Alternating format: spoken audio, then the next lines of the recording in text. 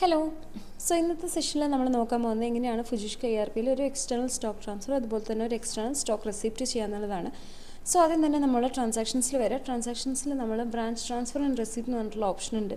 അപ്പോൾ external stock transfer ചെയ്യുന്ന ഒരു സിറ്റുവേഷൻ എപ്പോഴാണെന്ന് വെച്ചാൽ, ഇപ്പോൾ കമ്പനിയിൽ ഒരു ബ്രാഞ്ചിൽ നമ്മൾ ഫുജിഷ്ക ERP ആണ് യൂസ് ചെയ്യുന്നത്, വേറൊരു ബ്രാഞ്ചിൽ വേറൊരു സോഫ്റ്റ്വെയർ ആണ് യൂസ് ചെയ്യുന്നതെങ്കിൽ ആ ഒരു കേസിലാണ് എക്സ്റ്റേണൽ സ്റ്റോക്ക് ട്രാൻസ്ഫറിൻ്റെ കൺസെപ്റ്റ് വരുന്നത്. അതല്ലെങ്കിൽ ഇപ്പോൾ എല്ലാ ബ്രാഞ്ചസിലും ഫുജിഷ്ക ERP തന്നെയാണ് യൂസ് ചെയ്യുന്നതെങ്കിൽ നമ്മൾ ഇൻ്റർ ബ്രാഞ്ച് സ്റ്റോക്ക് ട്രാൻസ്ഫർ ആയിരിക്കും യൂസ് ചെയ്യുന്നുണ്ടാവുക. അപ്പോൾ ഇപ്പം നമ്മൾ ഡിസ്കസ് ചെയ്യാൻ പോകുന്ന എക്സ്റ്റേണൽ സ്റ്റോക്ക് ട്രാൻസ്ഫർ ആണ്. അപ്പോൾ നമ്മൾ ആദ്യം തന്നെ ഇതിൽ ക്ലിക്ക് ചെയ്യുക. അതിനുശേഷം ഒരു ന്യൂ സ്റ്റോക്ക് ട്രാൻസ്ഫർ എന്നുള്ള ഓപ്ഷൻ നമുക്ക് കാണാം. സോ ഇനി നമ്മൾ ഏതൊരു ബ്രാഞ്ചിലേക്കാണ് ട്രാൻസ്ഫർ ചെയ്യാൻ പോകുന്നത് അത് ഇവിടുന്ന് ഒന്ന് സെലക്ട് ചെയ്യുക. അതിനുശേഷം ഐറ്റംസ് ഒന്നല്ലെങ്കിൽ ബാർകോഡ് വെച്ചിട്ട് നമുക്ക് സെർച്ച് ചെയ്യാം, അതല്ലെങ്കിൽ മാനുവലായിട്ട് തന്നെ പ്രൊഡക്റ്റ് ഇവിടുന്ന് സെർച്ച്. അപ്പോൾ ഞാൻ വാട്ടർ എന്ന് പറഞ്ഞിട്ടുള്ള ഒരു പ്രൊഡക്റ്റ് ആഡ് ചെയ്തിട്ടുണ്ട്. ഇതിൻ്റെ ക്വാണ്ടിറ്റി ഞാനിവിടെ കൊടുത്തിട്ടുണ്ട്, എത്രയാണ് ട്രാൻസ്ഫർ ചെയ്യേണ്ടത് എന്നുള്ളത്. അതിനുശേഷം നമുക്കിവിടെ ട്രാൻസ്ഫർ റേറ്റ് ടൈപ്പ് ഏതാണോ, സെയിൽസ് റേറ്റിലാണോ പർച്ചേസ് റേറ്റിലാണോ, ഇങ്ങനെ വേണമെങ്കിൽ ഇവിടുന്ന് സെലക്ട് ചെയ്യാം. അതിനുശേഷം നമുക്കിവിടെ ഈ ഒരു പ്ലസ് ബട്ടൺ ഒന്ന് ക്ലിക്ക് ചെയ്യാം.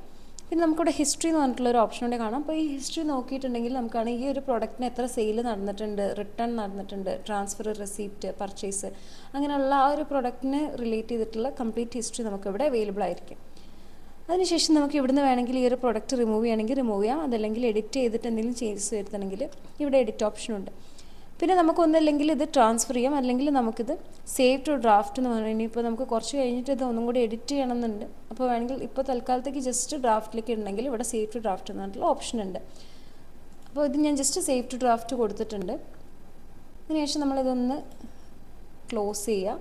ഇനി നമുക്ക് ഓപ്പൺ ഡ്രാഫ്റ്റിൽ പോയിട്ടുണ്ടെങ്കിൽ നമ്മുടെ ഈ ഒരു ഡ്രാഫ്റ്റിൽ ഇട്ട് വെച്ചിട്ടുള്ള കംപ്ലീറ്റ് ഇത് കാണാൻ പറ്റും. അപ്പോൾ ഇനി ഇതൊന്ന് സെലക്ട് ചെയ്തിട്ടുണ്ടെങ്കിൽ നമുക്ക് ആ ഒരു എല്ലാ ഡീറ്റെയിൽസും ഇവിടെ അവൈലബിൾ ആയിരിക്കും. അതിനുശേഷം ഇതിൽ പോയിട്ട് ട്രാൻസ്ഫർ ചെയ്യാം.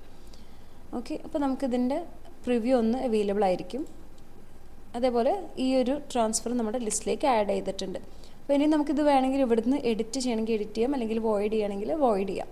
ഇനി നമുക്ക് വരുന്നത് എക്സ്റ്റേണൽ സ്റ്റോക്ക് റെസിപ്റ്റ് ആണ്. എക്സ്റ്റേണൽ സ്റ്റോക്ക് റെസിപ്റ്റിൽ പോകാം. നമുക്കിവിടെ ഓൾറെഡി ചെയ്തിട്ടുള്ള റെസിപ്റ്റ് നമുക്കിവിടെ ലിസ്റ്റിൽ അവൈലബിൾ ആയിരിക്കും. ഇത് നമുക്ക് ഇവിടുന്ന് എഡിറ്റ് ചെയ്യാനും വോയിഡ് ചെയ്യാനുള്ള ഓപ്ഷൻ ഉണ്ട്. ഇതെല്ലാം പുതിയൊരു സ്റ്റോക്ക് റെസിപ്റ്റ് ആണെങ്കിൽ ഇവിടെ സ്റ്റോക്ക് റെസിപ്റ്റിൽ പോവുക. അതിനുശേഷം ഏതൊരു ബ്രാഞ്ചിൽ നിന്നാണോ ഇത് നമ്മൾ റിസീവ് ചെയ്തിട്ടുള്ളത് അത് ഇവിടെ നിന്ന് സെലക്ട് ചെയ്യുക. അതിനുശേഷം പ്രൊഡക്ട്സ് ഏതൊക്കെയാണോ അവിടെ നിന്ന് നമുക്ക് റിസീവ് ആയിട്ടുള്ളത് അത് ഇവിടുന്ന് മാനുവലായിട്ടൊന്ന് എൻ്റർ ചെയ്ത് കൊടുക്കുക. അപ്പോൾ നമുക്ക് ഒന്നല്ലെങ്കിൽ ബാർകോഡ് വെച്ചിട്ട് ഐറ്റംസ് സെർച്ച് ചെയ്യാം, അതല്ലെങ്കിൽ നമുക്ക് മാനുവലായിട്ട് സെർച്ച് ചെയ്യാം. അതിനുശേഷം ഇവിടെ എത്ര ക്വാണ്ടിറ്റി ആണ് നമ്മൾ റിസീവ് ചെയ്തിട്ടുള്ളത് അത് കൊടുക്കുക. നോട്ട്സ് എന്തെങ്കിലും ഉണ്ടെങ്കിൽ ഇവിടെ ആഡ് ചെയ്യാനുള്ള ഓപ്ഷൻ ഉണ്ട്. അതിനുശേഷം ഇതൊന്ന് ആഡ് ചെയ്തിട്ട് സ്റ്റോക്ക് റെസിപ്റ്റിലേക്ക് ആഡ് ചെയ്താൽ മതി. അപ്പോൾ ഇതിൻ്റെ പ്രിവ്യൂ നമുക്ക് അവൈലബിൾ ആണ്. അപ്പോൾ ഇത്രയാണ് നമുക്ക് എക്സ്റ്റേണൽ സ്റ്റോക്ക് ട്രാൻസ്ഫർ അതുപോലെ തന്നെ എക്സ്റ്റേണൽ സ്റ്റോക്ക് റെസിപ്റ്റിൻ്റെ കേസിലും വരുന്നത്.